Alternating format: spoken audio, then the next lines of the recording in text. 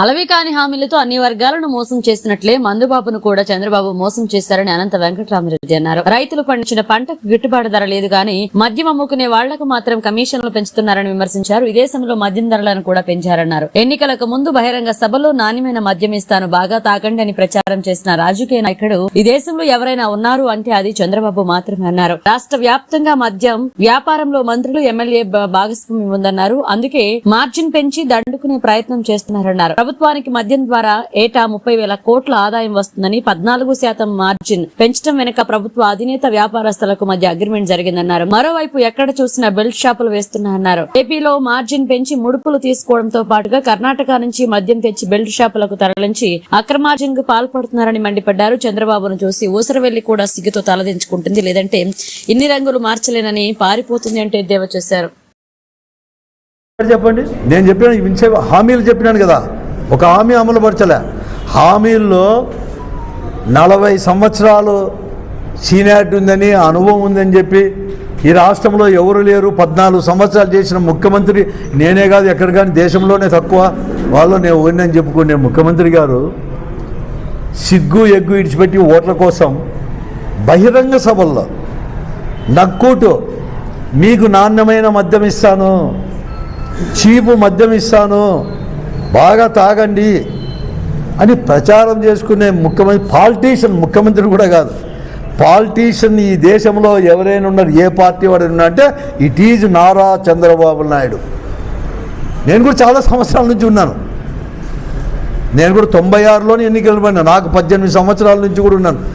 నాకు కూడా దాదాపుగా మాకు అన్ని 40 ఏళ్ళు లేకుండా 35 నుంచి బాగా గమనిస్తాను. 18 రాజకీయాల్లోనే, యాక్టివ్ రాజకీయాల్లోనే. నేను కూడా నాకు 28-29 సంవత్సరాల కిందట ఎంపీ అయినాను. నేను కూడా ఏ ముఖ్యమంత్రి కూడా ఇంతవరకు ఎవరు చెప్పలేదు, నార్త్లో కానీ ఎక్కడ కానీ మంచి మద్యం ఇస్తాను తాగండి నాయన అని చెప్పేసి. అందరూ మద్యాన్ని చేయాలని పెద్దది, అసలు పెద్ద పెద్ద ఉద్యమాలు జరిగినాయి ఆంధ్రప్రదేశ్లో, మహిళలకు ముఖ్యంగా కూడా వద్దు ఈ మద్యం వద్దని. అటువంటిది అది చేసి నీకు ఇస్తానని చెప్పి అందరికీ మోసం చేసినట్లే సారాయి బాబులను కూడా అందరికీ కూడా దగ్గర చేర్చుకొని ఓట్లు వేసుకొని సారాయి తాగే వాళ్ళందరితో కూడా ఓట్లు వేయించుకొని మీకు 99 రూపాయలకే ఇస్తామని చెప్పి 100 రూపాయల కంటే తక్కువ చేస్తామని చెప్పి, అది తప్ప మిగతాదంతా కూడా రేట్లు పెంచి వ్యాపారస్తులకు మేలు చేయడానికి 8%, 9% వ్యాపార మార్జిన్ ఉండేదాన్ని 14% రేట్లు పెంచినాడు. వీళ్ళకి మోసం చేసి దాంట్లో మళ్ళీ మార్జిన్. ఎందుకంటే వ్యాపారస్తులంతా కూడా ఇతను కూడా ఒక భాగం. ఈ ప్రభుత్వంలో ఉండే ప్రతి మంత్రి, నిజంగా చెప్పాలంటే ప్రతి ఎమ్మెల్యే ఈరోజు ఈ లిక్కర్ అంటే మద్యం షాపుల్లో భాగస్వామ్యం ఉంది, డైరెక్ట్గా ప్రమేయం ఉంది. అంతా తెలుగుదేశం వల్లే, వేరే వాళ్ళు ఎవరు కానీ రానిలేదు. ఒకవేళ షాపులు బై లక్ ఏదైనా లాటరీలో వచ్చినా కూడా ఎవరిని కానీ చేయలేదు. ఇదేం నేను చెప్పింది ఏం కాదు, అందరికీ బహిరంగ రహస్యం. వాళ్ళ లాభం కోసం అంటే దాదాపుగా ఇప్పుడు ప్రభుత్వానికి వచ్చే ఆదాయం నాకు తెలిసినంత వరకు 30,000 కోట్లు వస్తుందని. ఈ మద్యం వల్ల ప్రభుత్వానికి ఆదాయం 30,000 కోట్లు.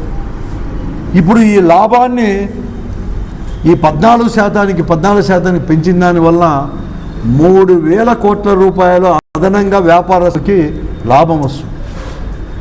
It is agreement between government పెద్దలు ఎవరైతే పెద్దోళ్ళు ఉన్నారో ప్రభుత్వ అధినేతకును వ్యాపారస్తులకు. ఎందుకంటే వ్యాపారస్తులంతా వాళ్ళకుండే అగ్రిమెంట్.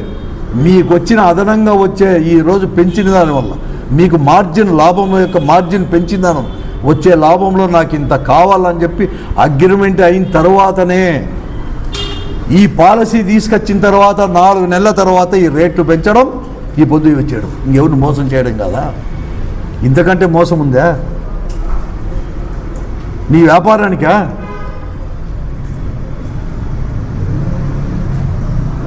ఎందుకంటే నేను మద్యాన్ని గురించి ఎప్పుడు మాట్లాడను, నాకు అలవాటు కూడా లేదు. కానీ ఈరోజు ప్రచారం చేసుకొని గద్దె ఎక్కి వాళ్ళందరూ ఓట్లు తీసుకొని పెంచడము, లాభాలు కూడా వాళ్ళకి పెంచడం. ఎందుకు పెంచాలని లాభాలు? మీకు చెప్తాను, బెల్ట్ షాపులు రాండి. ఏ గ్రామానికి 3-4 బెల్ట్ షాపులు ఉన్నాయి. ఆ బెల్ట్ షాపులో అమ్మేదంతా కూడా, ఈ షాపులో వాళ్ళంతా అమ్మేదంతా కూడా ప్రజాప్రతినిధులే. కర్ణాటక నుంచి తీసుకొచ్చేసి ఆ కర్ణాటక మద్యం అనేది కూడా ఇక్కడి కంటే కూడా ఎక్కువ రేట్లో ఉంది కాబట్టి ఆ కర్ణాటక మద్యం వాడలేదు కాబట్టి బెల్ట్ షాపులు సరిగ్గా పోవని చెప్పేసి ఇప్పుడు ఈ రేట్లు పెంచిన దానివల్ల కర్ణాటక మద్యం అంతా కూడా బెల్ట్ షాపులో అమ్ముకొని వచ్చేసి ఈ ప్రజాప్రతినిధులకు లాభం అటు ఓ పక్క ఇటు ఓ పక్క రెండుగా చేయడానికే ఓ పెద్ద ఇది కుట్ర, ఇది ప్రజలపై బాధ తప్ప ఏం కాదు. రాజీనామా ఇమ్మని చెప్పి నేను కోరుతా ఉన్నాను. మీరు మాట తప్పారు. మీరే చెప్తున్నారు కదా ఎట్లా పడిపోతున్నారు, రోడ్లో మెయిన్ రోడ్లో పడిపోతున్నారు. పోలీస్ డిపార్ట్మెంట్లు కూడా విచ్చలవిడిగా తాగిపోయే పరిస్థితి ఈరోజు. రోడ్లలో పడిపోతా అంటే ప్రతి పత్రికలో వస్తుంది. ఆ పరిస్థితి తీసుకొని వచ్చేసి ఈరోజు మళ్ళీ మద్యం కూడా చెప్తున్నాడు రాజీనామా ఇవ్వాలి మీరు మాట తప్పినప్పుడు. కంప్లీట్గా ఒక్క దాంట్లోనా అన్ని దాంట్లో సూపర్ సిక్స్లే ఇదిలే కడక్ మద్యము అన్నీ తప్పొచ్చు. ఇంక అంతకంటే ఏం కావాలో మీరు చెప్పేది. ఇంకా నేను అందుకే చెప్తున్నా, ఇప్పుడు చెప్తాను. అందుకే ఊసరవిల్లి చంద్రబాబు నాయుడు అంటారు. ఊసరవిల్లి కూడా సిగ్గుతో అన్న తల వంచుకుంటుంది చంద్రబాబు నాయుడిని చూస్తే, ఇన్ని రంగులు మార్చలేక, లేకపోతే భయపడి నేను అన్ని రంగులు మార్చలేని చెప్తే పోటీ బలని చెప్పి పరిగెత్తుకొని ఉండబోతుంది ఊసరవిల్లి కూడా.